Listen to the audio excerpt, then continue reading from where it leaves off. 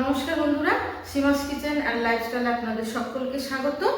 আমি আজ দুপুরের মেনুতে কি করব আপনাদের সঙ্গে শেয়ার করব। গ্যাসের খুব সমস্যা, গ্যাস পাওয়া যাচ্ছে না, কিন্তু খেতে তো হবে, তাই এক তরকারি ভাত করব সবজি দিয়ে মাছ দিয়ে। কিভাবে করব আপনারা দেখতে থাকুন, আর চ্যানেলটিতে সাবস্ক্রাইব করে আমাদের পাশে থাকবেন। নুন হলুদ মাখানো চিংড়ি মাছটা ভেজে নেব।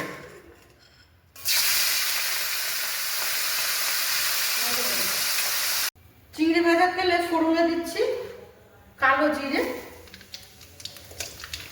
পেঁয়াজ আর 3টে কাঁচা লঙ্কা। ভালোভাবে নাড়িয়ে দিয়ে এখানে সবজি কেটে রেখেছি, এই কাঁচা গন্ধ কাটানোর জন্য সবজিগুলো এই তেলেই ভেজে নেব। পটল, ডাঁটা, আলু, সব সবজির মধ্যে একসঙ্গে ভেজে নেব। সবজিগুলো ভাজা হচ্ছে, ততক্ষণ একটা গুঁড়ো মশলা পেস্ট বানিয়ে নিচ্ছি। 1/2 চামচ জিরে গুঁড়ো, 1/2 চামচ ধনে গুঁড়ো, 1/2 চামচ হলুদ, 1/2 চামচ কাশ্মীরি লঙ্কার গুঁড়ো, 1/2 চামচ শুকনো লঙ্কার গুঁড়ো, আর স্বাদ মতো লবণ দিয়ে জল দিয়ে আমি একটা পেস্ট বানিয়ে রাখছি।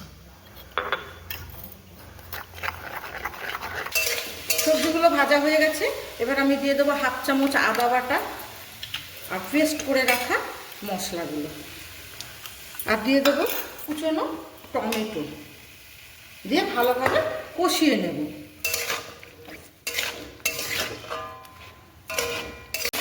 দেখুন বন্ধুরা, সবজি আর মশলা খুব ভালোভাবে কষানো হয়ে গেছে।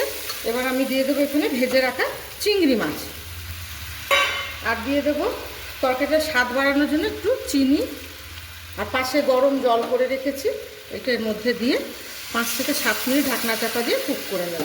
তরকারিটা খেতে অসাধারণ লাগবে। ভালোভাবে মিশিয়ে নিলাম, ঢাকনা চাপা দিয়ে 5 থেকে 7 মিনিট কুক করে নেব।